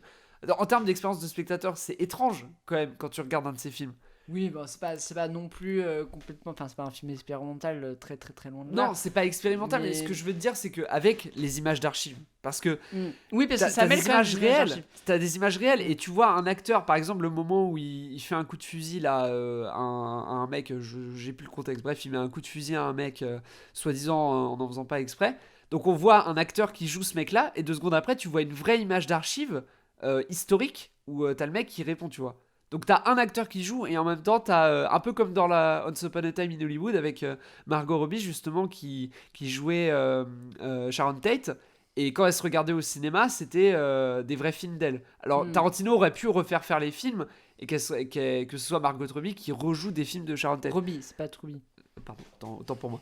Et là, c'est pareil en fait. C'est-à-dire qu'il utilise des vraies images d'archives en en ayant rien à foutre de la cohérence, quoi. Juste ce qu'il veut, lui, c'est montrer des faits historiques tout en divertissant les gens avec l'humour, le rythme, le montage, en leur expliquant des choses et entre guillemets en leur laissant la faculté de penser aussi par eux-mêmes, quoi. C'est ça. Et bah voilà, c'est terminé. Non, pas du tout. On a pas du tout. Faux générique. Ah oui, ça fait 1 heure qu'on enregistre. Bien, bienvenue à celles et ceux qui viennent de nous rejoindre. Mais c'est pas un live. Très bien, autant pour moi. Je pensais que c'était un live. Bon, donc l'humour, on en a parlé. Bon, là, on fait un peu l'inventaire de tout ce dont on en a parlé. Ah oui, alors, on dit pas, mais il fait extrêmement chaud actuellement. Mais non, nous sommes en hiver, nous sommes en décembre, Michente, qu'est-ce que tu dis? Non, il fait juste extrêmement chaud. Voilà, bon. Il y a plus de saison, de toute façon. De toute façon, il n'y a plus de saison. On peut parler de la musique de Nicolas Britell. Il fait une. Alors, ça, c'est un peu plus mon domaine. Il fait une collaboration depuis The Big Short avec Nicolas Britell, qui est un compositeur que, à titre personnel, je trouve complètement dingue. Enfin, on le disait dans Vice, mais en tout cas pour Vice, ses compositions sont étranges, c'est-à-dire qu'il utilise des notes qui font penser à l'hymne américain, ou en tout cas à un hymne de pays, mais en même temps, il le rend extrêmement dramatique, tout en le rendant un peu épique, tu vois. C'est-à-dire que le mélange est super étrange. C'est-à-dire qu'en même temps, on a un hymne, mais en même temps, ça te donne pas envie de combattre pour ton pays, quoi. En fait, c'est la Marseillaise en mineur. Encore une fois, ça revient avec l'aspect grotesque dans Vice. Quand on a Dick Cheney, donc qui vient d'être, je crois, c'est quand il vient tout juste d'être nommé vice-président, donc c'est vraiment la consécration de sa carrière. Donc là, on a un énorme ralenti où il arrive dans une soirée mondaine avec sa femme, voilà, il a tout gagné. Et il y a vraiment cette musique très emporte, très épique, voilà. Épique, on a au niveau de la photo, voilà, c'est des couleurs très dorées, très comment dire, luxueux, palace, voilà, c'est ça, un peu un effet palace. Sauf qu'en fait, c'est tellement exagéré que on sait que derrière c'est grotesque, que derrière c'est un peu une critique, que c'est pas à prendre au premier degré en fait. C'est ça. Mais c'est quand même très sérieux, c'est-à-dire que c'est fait le plus sérieusement possible et c'est le principe d'une comédie en fait. Faut faire les choses le plus sérieusement possible pour créer après du décalage, quoi. C'est ça. Il y a par exemple la scène où une scène en termes de montage qui est hallucinante. Bon, après c'est compliqué, on est dans un podcast donc on peut pas forcément tout décrire précisément, mais en gros il y a une scène où ils arrivent à la Maison Blanche du coup, et il est avec son conseiller et ses potes, avec Rumsfeld, Wolfowitz, donc tous ses potes de l'époque qu'il a incrusté à la Maison Blanche quand il est arrivé avec Bush. Et du coup il y a son assistant, son conseiller, j'ai oublié son nom, qui en gros leur explique qui ils ont stratégiquement dans la Maison Blanche, qui sont avec eux et qui ne sont pas avec eux. Et en gros, il illustre ça avec... Alors, je sais pas si tu te souviens du jeu Qui est-ce ? Tu sais, le jeu où il fallait... Bah, en gros, c'est exactement ça. C'est-à-dire que c'est des petites cases de Qui est-ce ? Et en gros, t'as le mec en voix off, il décrit ce qui se passe un peu, tout en ayant la scène en parallèle de Dick Cheney qui regarde ses conseillers. Donc, t'as un montage qui est très très complexe où... Donc il y a 3 actions. T'as l'action de la Maison Blanche miniature où tu vois donc ces petites cases type qui est qui sont posées par une main qui n'existe pas en fait. En fait, c'est tout simplement une scène, une séquence très littérale encore une fois, où on a où Dick Cheney il avance ses pions. C'est ça. Voilà. En gros, il avance ses pions, mais on le voit littéralement à l'écran par une main qui met les pions sur la Maison Blanche aux différents endroits, donc au Conseil de la Défense, au Pentagone, etc. Donc déjà en tant que spectateur, ça nous permet de visualiser où politiquement est Dick Cheney, qu'est-ce qu'il contrôle, et en gros ce qu'on comprend c'est qu'il contrôle tout. En gros, il est partout. Il a mis des pions absolument partout. Mais le génie de la scène réside à raconter 3 choses. Déjà, on raconte la multipossession de Dick Cheney absolument partout, qu'il était absolument partout, et que même ses opposants, parce qu'on voit les opposants qui sont dans un code couleur jaune et ses alliés sont dans un code couleur rouge, et comme dans un Qui est, les opposants, la main les met à terre, tu vois, dans la maquette. Donc ça permet de raconter ça. Entre-temps, dans le montage, on voit des plans de Cheney qui regarde Rumsfeld en mode ouais, mais on est aussi en train de manipuler nos propres conseillers, tu vois. Donc tu vois, ça fait un peu les mettre avec leurs chiens et les chiens qui eux organisent les autres chiens, tu vois. C'est un peu... Non mais attends. En gros, c'est une illustration de la hiérarchie en fait, cette scène. Et c'est il y a le Eye of the Top Dick Cheney qui lui regarde Rumsfeld en parallèle. Donc là, t'as des plans de l'assistant de... C'est très complexe à décrire. De l'assistant de Cheney qui montre où il y a les emplacements stratégiques. Et pendant ce temps, il y a les autres conseillers qui écoutent. Et eux, ils écoutent. Et on sent qu'ils aimeraient avoir une part du gâteau. Mais ils sont contents d'être là quand même, etc. Donc il y a plein d'informations qui passent dans très peu de scènes. Dans une toute petite scène, grâce à l'art du montage d'Adam McKee. Et en fait, c'est très simple. Si jamais vous n'avez pas trop compris ce qui se passait, c'est que, en fait, le film l'exprime de la façon la plus claire possible. C'est que quand on comprend pas, on fait un schéma et le film il fait un schéma, ça. tout simplement. C'est très schématique. Ouais. Et comme ça, on comprend. C'est ça.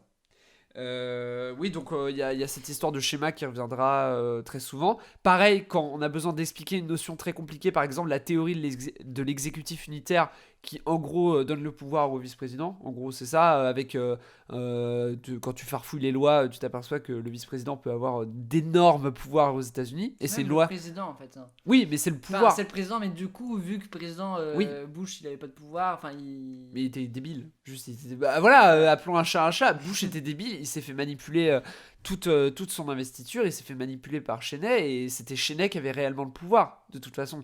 C'était Cheney et ses potes, donc Rumsfeld, Wolfowitz. Ils manipulaient tous ces gens-là, mais avec maestria, quoi. Enfin, je vais pas l'acclamer, mais je vais un peu l'acclamer quand même, parce alors, je vais l'acclamer, mais un peu la boule à la gorge, parce qu'il a changé le monde grâce à ses manipulations. C'est ce que le film montre aussi, c'est que du coup, c'est les origines de la guerre d'Irak.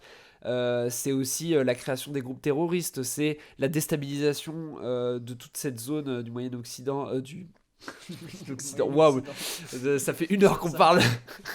Bah, en gros, le bordel avec Israël, Palestine, Irak, Iran, tout ça, c'est à cause, entre autres, de cette période-là. Et Cheney n'a fait que mettre de l'essence dans ce feu-là, quoi. Ouais, non, moi aussi, je fais des non, métaphores. Mais carrément. Et le film est très dramatique parce que t'as une scène, du coup, juste après qu'il soit fait appeler par Bush. Et il discute donc avec sa femme. Il dit ouais, je sais pas si j'y vais et tout. Je fais quoi? Sa femme elle dit ouais, c'est chaud. On fait comment pour Marie et tout. Et là, il y a une voix off qui apparaît et qui dit et en fait, c'est dans ce genre de moments historiques là, les plus banals, les plus anodins, que en fait, t'as tout un peuple qui va mourir. T'as toute une société qui va changer juste parce qu'un mec a décidé de bien vouloir devenir vice-président. Imaginons Dick Cheney était mort d'un arrêt cardiaque avant de devenir vice-président. Bush, il aurait choisi quelqu'un d'autre. Et ça se trouve, le monde qu'on connaît actuellement ne serait pas du tout pareil. Bon, là, c'est un peu de la philo de comptoir en mode l'effet papillon. Ouais, voilà. Mais c'est puissant. C'est vrai. En fait, mais c'est exprimé le avec. problème, c'est que c'est pris avec recul. Et du coup, le mec est très clairement en train de dire bah, c'est à cause de cet homme qu'il y a tout ce bordel dans le monde, quoi. Bon, c'est pas que à cause de lui, hein, forcément. On peut pas dire que c'est à cause de Cheney que voilà, il y a toutes les tares du monde, c'est pas que à cause de lui. Mais c'est lui qui a engrangé la guerre d'Irak, qui a créé un énorme bordel. Après, ça, c'est l'histoire, mais ça a créé un énorme bordel, et voilà. Non, c'est vrai. Et puis, ouais, il s'est fait de la thune aussi avec la guerre d'Irak. Bon, ça, c'est pareil, c'est que des trucs politiques. Mais voilà, en tout cas, c'est un film qui attaque Dick Cheney tout en pas le caressant, mais tout en montrant que c'est un En humain. cherchant à le comprendre. En cherchant à le comprendre, c'est ça. Ça, c'est intéressant parce qu'il y a beaucoup de films politiques où c'est juste de la destruction de personnages. C'est ça. Alors, on déteste ça tous les deux. C'est oui. les films politiques qui défoncent leur sujet, genre La Conquête de Xavier Duringer. Voilà, Moi, je pas vu ça là. Ouais. C'est le film sur Sarkozy. Vraiment, c'est juste se moquer de Sarkozy. Il est petit, le nabo. Voilà, bon, bref. C'est agaçant. Ouais, c'est comme les gens qui insultaient Hollande de Flamby, mais c'est. Ouais. Ou alors Emmanuel Macron. Non, mais c'est ridicule. Non, je veux mais dire, voilà, politiquement, et ça n'apporte rien. même Quoi. dans un autre contexte. Alors là, je vais déclencher une guerre. Déclencher une guerre. Oula, vas-y. Mais prenons par exemple. Alors, 2001 Odyssée de l'espace. Bon, parlons-en de ce film. Non, faut avouer que c'est chiant quand même, non? Vous trouvez pas? Non, c'est pas ça. C'est quand on prend Black Clansman de Spike Lee. Ah oui. Bon, c'est un film distrayant. Moi, j'ai bien aimé. J'ai bien aimé Adam Driver voilà, dans le rôle et enfin, c'est très intéressant. On apprend des choses sur le Ku Klux Klan, l'ambiance de l'époque. Mais il n'empêche que les membres du Ku Klux Klan, en fait, on les présente juste comme des gens complètement débiles. Oui, alors ça, c'est ça qui est gênant, ouais. C'est du foutage de gueule, mais c'est moyen. Je dis pas que c'était forcément des lumières, hein, loin de là. Mais bah, à partir du moment où t'es au Ku Klux Klan, c'est que t'as un problème déjà. Voilà, mais il n'empêche on est très extérieur à eux et le film ne cherche pas à les comprendre, ne cherche pas à comprendre C'est d'où le vient défaut, le racisme. Alors je n'excuse pas, à aucun moment je n'excuse leurs actes ou leurs pensées. Mais c'est dommage parce qu'en fait, je trouve que c'est pas en ayant cette attitude-là que tu peux être pédagogue sur des sujets comme le Il est racisme. trop dans la bouffonnerie, Spike Lee. Voilà, aussi. alors c'est drôle, il y a des séquences qui sont très drôles Oui, la au scène télé. avec le triomphe de la volonté. Pas le triomphe. Oh là Ça là. aurait pu. Oh, mais l'ineptie, c'était incroyable. la naissance d'une nation. Oui, il a dit. Mais ça aurait pu être le triomphe de la volonté, ça aurait pu. mais- Ouais, alors, pardon. Alors, je m'excuse pour avoir confondu le triomphe de la volonté. Bon, en même temps, bon, voilà quoi. La naissance d'une nation, c'est pas non plus. Voilà. Mais bon, pas de point Godwin. Mais... Wow. Bon, bref, il y a des séquences comme quand il est au téléphone, je ne sais plus comment il s'appelle, l'acteur. Ah, l'acteur principal. Oui, J'ai l'acteur pas dit tout principal. son nom. Bon. Mais c'est un très bon acteur qui joue dans Tenet d'ailleurs, qui sort bientôt. Bon, bah, donc c'est un très bon acteur. Oh.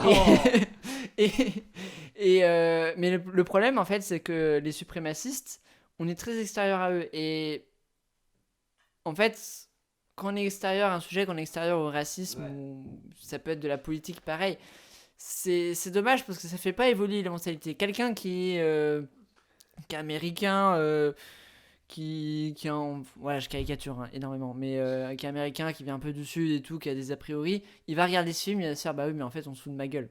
Et Et ça donne pas envie de débattre. ça Pour donne eux. pas envie de débattre en fait. C'est Pour pas eux. le genre de film. C'est des films qui dénoncent, et c'est important de dénoncer, ça, il y a aucun problème. Mais ça n'incite pas au débat. Et c'est surtout que pour moi, c'est pas du cinéma Alors, de juste faire des bouffonneries voilà. autour Alors, de personnages. Ça n'a aucun intérêt. Mon, Que ce soit mon avis politiquement est et complètement cinématographiquement. critiquable. Mon avis est complètement critiquable. Il y a des gens qui vont dire, bah oui, mais en fait, ça sert à rien de débattre avec eux et tout. Tout est dit. Voilà, il y a des faits, et c'est vrai. Il y a des Il y a- gens qui. Il y a des faits, le oui. racisme est là. Je veux dire, voilà, on peut dire, bah à partir de ce moment-là, il y a même plus besoin de débattre, d'accord. Mais voilà, mon avis est un peu différent. Notre et- avis, c'est qu'il faut toujours débattre, quelle que soit la personne qui est en face de toi, même si c'est le pire enfoiré, mais tout le monde n'est pas de notre avis. Il ne faut Donc, pas ouais. défendre le mal, entre guillemets, mais il faut le comprendre. Il faut le Il faut comprendre. chercher, au il- moins, le chercher voilà, à le il comprendre. faut chercher à le comprendre pour mieux le combattre derrière. C'est ça. Et Voilà, c'est ce c'est que mon avis. Vice se fait. C'est Voilà. ce que Vice se fait politiquement parce que, bon, Vice, il est pas sorti par hasard aussi. Faut pas oublier qu'il y a Trump au pouvoir et que c'est important de rappeler que la théorie, justement, de l'exécutif unitaire est toujours là aux États-Unis et qu'elle peut être utilisée par le président. Théorie de l'exécutif. Ouais, je me suis senti trop stylé, je me suis senti Éric Dupond-Moretti en disant ça. Je défends mon client. Monsieur Balkany est innocent, il est victime de la théorie de l'exécutif militaire. Tu vois, ça fait stylé en vrai. Mais ouais, non, enfin... C'est vraiment chercher à le comprendre et chercher à le comprendre de ses parts d'humanité aussi parce qu'il y a un moment il va mourir, du coup il est dans un lit d'hôpital, son cœur est en train de mourir là juste avant qu'il s'en fasse transplanter à nouveau et il commence à pleurer devant ses filles il fait un câlin à ses filles et cette scène, bon, elle vient après qu'on ait vu les 300 000 morts de l'Irak, etc. Mais il y a vraiment une sorte de truc qui dit c'est pas un monstre en fait, c'est pas un monstre, c'est juste un humain. Et pourquoi est-ce que cet humain-là particulièrement avait si peu d'empathie pour des gens qui étaient à des milliers de kilomètres de chez lui? Pourquoi est-ce qu'il privilégiait une bureaucratie totale plutôt qu'une recherche sur le terrain, tu vois? Et c'est une vraie question qu'on peut se poser.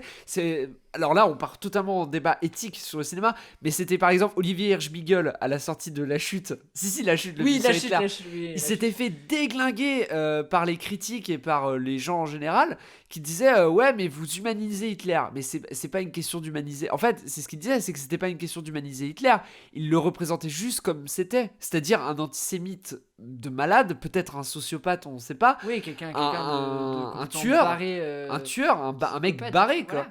Mais c'était pas un monstre, parce que le problème quand tu dis qu'une personne est un monstre, que ce soit Dick Cheney ou que ce soit Hitler, C'est quand que tu dis que c'est un monstre, c'est que c'est un monstre, c'est trop facile en fait. c'est trop facile. On se dit bah non, ça n'existe pas, ça ne peut pas exister. En Il y a que les monstres qui font ça, mais non, c'est l'humain qui fait ça. fait. Exactement. Et pourquoi c'est Ça, l'humain? c'est Parce beau, qu'il y a des parce qu'il y a des il y a des contextes sociaux, il y a des contextes psychologiques et il y a des contextes d'institution.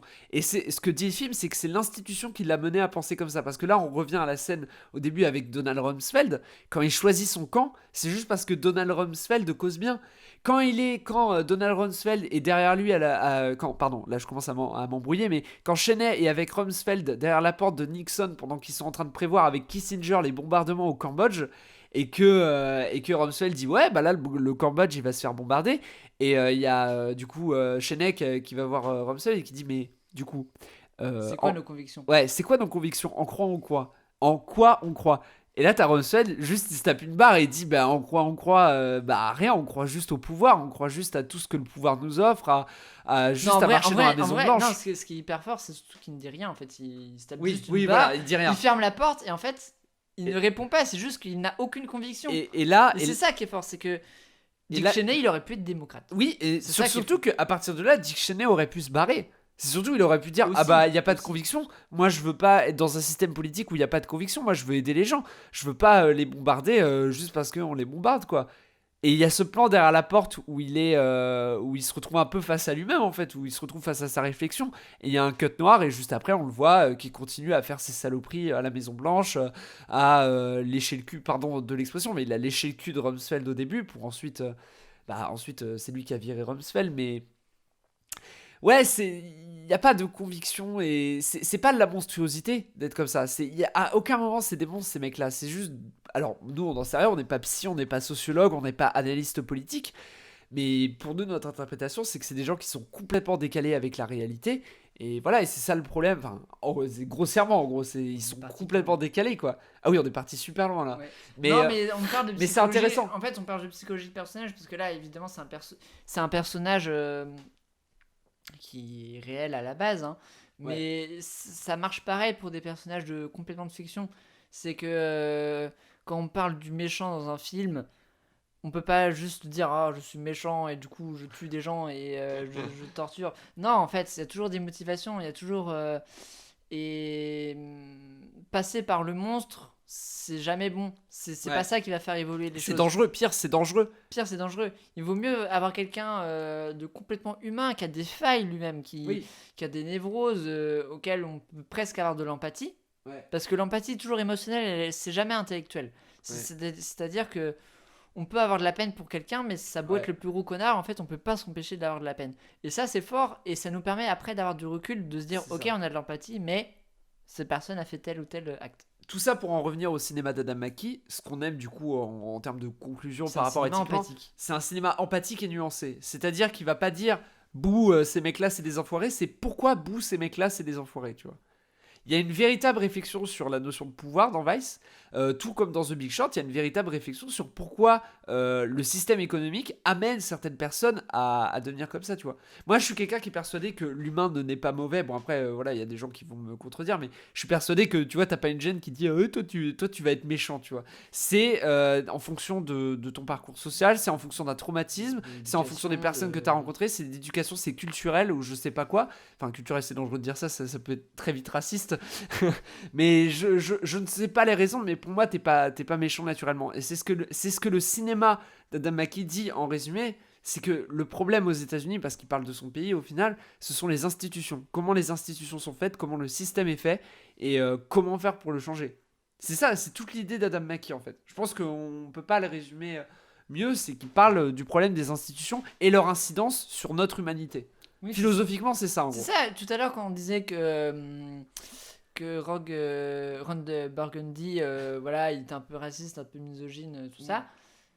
Au final, on disait qu'il avait bon fond, c'est que c'était pas lui volontairement qui était un connard, c'est que il subissait un peu ça et que le film, en fait, c'était un peu son parcours pour apprendre, pour gagner en humanité, enfin, pas gagner en humanité, mais pour un peu remettre en cause ses valeurs.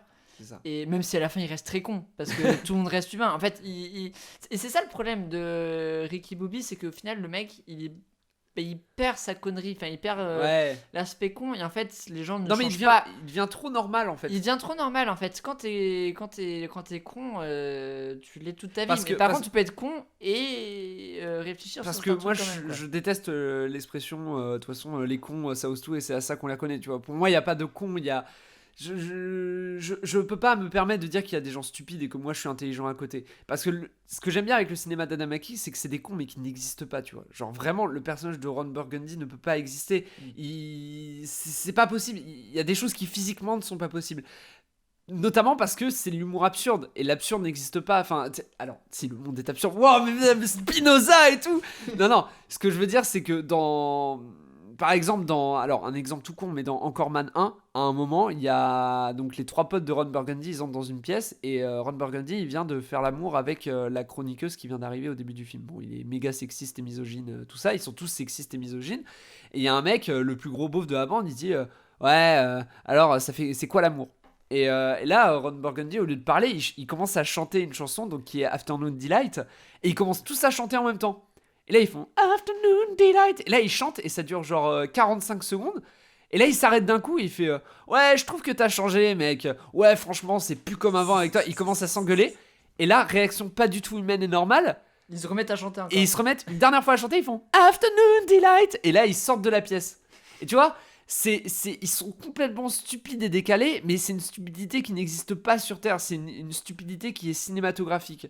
Et donc, non, mais c'est vrai. Oui, oui. Parce que c'est complètement l'univers. fiction, quoi, oui. C'est de la connerie, mais c'est l'univers. Et ils les aiment. Et surtout, ils les aiment, ces personnages. Je pense que même Dick Cheney, il l'aime, tu vois, dans le fond. Bah, et ça, c'est hyper important d'aimer ces personnages. Ouais. Bon, après, ça, chacun fait comme il veut, mais... Bah, moi, je trouve que c'est important. Oui, non, mais ça, c'est notre avis. Mais après, chacun fait comme il veut. Mais lui, en l'occurrence, Adam McKay, tu sens que même les pires enfoirés, ils les aiment. Et ça, je trouve ça beau, entre guillemets, même si... Voilà, Dick Cheney, je pense que dans la vraie vie, il l'aime pas, mais dans son film, en tout cas, il l'aime parce qu'il rigole avec lui. Et parfois, il lui file de la bonne rhétorique. Par exemple, à un moment, il fait un arrêt cardiaque. Et il y a un mec qui lui dit ouais, vous pouvez respirer. Et t'as Cheney, il dit connard, je fais une attaque cardiaque. Non, je peux pas respirer, tu vois. Et c'est la répartie de malade. Et ça le rend un peu attachant, tu vois. Donc il y a quand même ce côté j'aime mes personnages même si c'est des enfoirés. Et je trouve que ça rend vraiment le film agréable à regarder et pas jugeant surtout. T'as pas l'impression de voir un pogrom quand tu regardes les films d'Adam McKay. Tu vois un mec en colère qui est en colère contre tous ces personnes-là, mais t'oublies pas que c'est des personnages de fiction, tu vois. Et ça fait pas pogrom. Et c'est agréable de... Moi, je déteste à titre personnel les films plancardés politiques qui sont là juste pour défoncer une institution ou un système. Que ce soit un communiste qui fasse le film ou un fasciste, ça m'énervera toujours, tu vois.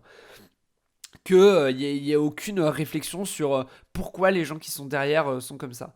Et en l'occurrence, Adam McKay, la force de ses films, c'est qu'il montre des enfoirés, parce qu'en soi, c'est un peu tous à leur échelle des enfoirés. Ron Burgundy, c'est le comble du sexisme, la beaufrie américaine, Texas. Ricky Bobby, c'est cette société qui accepte la publicité, qui surconsomme, qui respecte pas les gens, qui se prennent pour des demi-dieux, des icares à moitié, tu vois. Dans The Big Short, quand même, c'est des gens qui, bon, ils se rendaient pas compte de ce qu'ils faisaient, mais ils ont quand même parié sur une crise économique, ce qui est quand même assez hardcore. Et dans Vice, bah, c'est les gens qui ont bouleversé le destin du monde, quoi, qui ont tué plus de 300 000 personnes en Irak avec cette guerre à la con, là, ils ont tué des civils, qui ont créé des groupes terroristes, qui ont déstabilisé des régions et qui ont fait certainement plus de morts avec leur impact sur l'économie américaine et sur la société. Donc voilà, mais il y a toujours ce petit côté de j'apprécie mes personnages. J'en tapais une Eminem là, wouh. Mais c'est vrai qu'il y a c'était toi qui mettais ça, mais il y a une véritable mélange entre satire, t'avais mis une satire véritable et absurde pur, sans fond. Et ouais, il y a vraiment un équilibre par rapport à ça, quoi. Qui est complété avec une réalisation qui finalement est extrêmement sérieuse, en fait. Il n'y a pas d'écart. En fait, la réalisation, elle est très rarement gaguesque. Le montage est gaguesque, mais la réalisation, elle l'est jamais. Elle accompagne toujours avec beaucoup de premier degré les personnages, au final.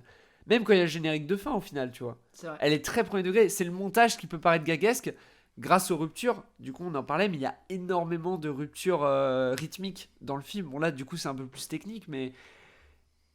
Parfois, il va y avoir une musique très joyeuse qui va s'arrêter d'un coup. Et là, bam, on met quelque chose de très triste. Ou à l'inverse, on a des scènes de torture à Guantanamo, des mecs qui s'en prennent plein la gueule. Et 2 secondes après, il y a une rupture, un gros cut. Et tu vois Dick Cheney qui marche dans un couloir avec une musique en tin, tin, tin. Enfin, c'est violent. Mais à la fois, c'est drôle, à la fois, c'est dramatique. Et à la fois, c'est satirique. Parce que ça raconte beaucoup de choses aussi sur le personnage et son impunité. Le montage raconte aussi énormément de choses dans les films d'Adam McKay. Ouais. On va peut-être ralentir la cadence là, ça fait 1h30 qu'on enregistre. Mais ouais, voilà. Enfin, en tout cas, Voilà, je pense qu'on peut commencer à conclure. Ouais, pour conclure. Ah oui, juste, dernier truc. Utilisation des citations. Il utilise des citations dans ses films, parfois au premier degré, parfois au second. Dans The Big Short, il y a une citation de Mark Twain, qui était un humoriste, qui dit ce n'est pas, au tout début, ce n'est pas ce que vous ne savez pas qui vous pose des problèmes, mais c'est ce que vous savez avec certitude et qui n'est pas vrai. C'est une citation un peu complotiste. Hein. Et voilà. Et ouais, enfin, je pense que pour résumer, son cinéma, c'est complètement décalé et qu'on n'a jamais vu, quoi. En termes de réalisation et... Non, oui, c'est ça, c'est du Wikipédia en faisant Ouais. des blagues et Ouais. c'est toujours éviter de. En fait, on n'est pas. C'est direct, mais ça fait presque un côté naïf, Ouais. mais il y a toujours un fond derrière en fait. Ouais, c'est... Voilà. Après, subjectivement, on trouve son cinéma extrêmement puissant. Nous, on vous conseille tous ses films. Enfin, je pense Non. Encore Man, Vice et The Big Short. En vrai, Ouais, c'est ça. je pense que c'est quatre films. Après, Very Bad Cops, bon, à titre personnel, moi, je l'avais trouvé très mal rythmé et pas si drôle que ça. Mais après, ça, l'humour, c'est très relatif. Et l'autre, c'est Frangin Malgré eux. Bah, en vrai, on n'en a pas parlé de Frangin Malgré eux parce qu'il parle pas des institutions américaines, etc., comme je l'avais dit au début. Donc, bah, après, vous pouvez le regarder. Moi, ça m'a pas fait rire, mais je sais que c'est un film culte pour beaucoup de gens. De toute Voilà. façon, faut jamais oublier que. Oui, voilà, tout est Les- relatif de toute façon. Donc, on vous conseille sa filmo, mais surtout Vice. Les, Et The les, Big Short. les goûts et couleurs, mais en fait, c'est à Ouais. partir enfin, dans une comédie, le but numéro un, c'est de faire rire. Hein. Oui, voilà, et puis, N'oublions jamais ça. Hein. Surtout Quel qu'on que a soit le tous un humour différent. Et puis, quel que soit le propos derrière, s'il y a du fond, s'il n'y a pas de Ouais. fond, le but premier d'une comédie, c'est de faire rire. Mais Voilà. moi, je trouve que c'est mieux quand ça fait réfléchir aussi un peu. Voilà, quand ça fait réfléchir aussi. Mais... Parce que pour le dîner de con. Oui, bah moi, j'ai trouvé ça très drôle. Voilà. Bah, Et en le plus, dîner de con. finalement, ça parle un peu de l'être humain, ses limitations et Non, tout. mais et- arrête! et Mais c'est- n'importe c'est- quoi, c'est- mais Freud! Mais Si, n'importe si, quoi! c'est vrai. Ça C'est- parle de l'être humain, mais. c'est- Non, mais c'est- attends. Non, mais c'est- attends. Non, mais c'est- attends. C'est de la moquerie, mais Non, compatissante bah, en fait. j'abandonne On parce que- compatit avec le personnage qui, au final. Non, mais n'importe quoi. Mais n'importe quoi, mais t'es- Si, qu'au final, en fait, on est tous un peu le con d'un autre et c'est ça qui est Oh, beau. la philo de Et- comptoir, là. Et voilà, Oh là là. et donc bah, on va se terminer sur ces belles paroles. On va se terminer, yes. Ouais, on va se terminer. On va se défoncer la gueule, y a pas de souci. Du coup, juste l'avenir d'Adam McKay, c'est que là, il a des projets avec Netflix, une comédie et une série, du coup. Bon, on attend ça avec un peu d'appréhension parce que ça a l'air complètement différent des deux derniers films qu'on a adoré de lui. Enfin, vraiment, Vice et The Big Short. Enfin, The Big Short, c'est un film qui m'a vraiment marqué, mais Vice, du coup, comme je l'ai dit, c'est dans mon top 10 de mes films préférés parce que, pour plein de raisons dont je peux pas parler dans Plot Screen, parce que c'est vraiment de l'analyse textuelle de réalisation, du détail dans l'image, etc. Et juste la façon dont le montage est fait, et moi, ça me bouleverse. Mais voilà, en tout cas, c'est un cinéma qu'on vous conseille fortement, et c'est un réalisateur qui, selon nous, est à suivre. Voilà. Voilà, to be continued. Ouais, voilà, et c'est ça. Et Vice, c'est un bonheur de réalisation et de montage. C'est un bijou de montage. Enfin, selon nous. Voilà. Puis Kristen Bale est devenu, Et Christian Bale est devenu énorme. énorme alors Ouais. qu'avant il était animé. Très bon acteur d'ailleurs dans ce film. Christian Bale, je suis pourtant pas fan, mais là, c'est peut-être le rôle de sa vie. Hein. Franchement, en termes de préparation, je pense qu'il a jamais fait un travail comme ça dans tous. Après, j'ai pas tout vu. Je sais que dans Rescue Down, il a quand même pas mal maigri aussi. De Werner Herzog. De Rescue Down, là, Ça sera pour une prochaine fois. un jour, on fera un épisode sur Werner Herzog. On parlera de ses 70 films un par un. Bon, ouais, là, c'était assez simple. On a commencé soft avec un réalisateur qui a pas fait beaucoup de films. Et bon, c'était un peu fouillis, mais on a pu parler de pas mal de choses, je pense, en 1h30. Ouais. J'ai l'impression qu'on a parlé de rien, là, en Quand fait. on mais- parlera de Kubrick, ce sera 10 heures. Non, Non, non. mais Kubrick, Non, on non, ne fera j'ai- jamais de trucs sur non, on Kubrick. rigole, on verra pas sur Kubrick. Ou peut-être sur Eyes Wide Shut, je ne sais pas, parce que quand même, excellent film, Eyes Wide Shut. Et ben c'est sur ces belles paroles je que nous t'emmerde. nous quittons. Ouais, bah à la prochaine, du coup. Voilà, à la prochaine. Et puis, bon, on vive a le tout- cinéma, sachant que bah, ils ne disent déjà plus. Et oui, alors actuellement, bon, je sais pas quand est-ce que cet épisode sortira, mais allons dans les salles. Voilà, c'est le seul message que j'ai à faire à passer. Voilà. Allons dans les salles pour les soutenir. Capsule temporelle allons Ouais. dans les salles. Mais ça, c'est tout le temps. Voilà. Allons dans les salles.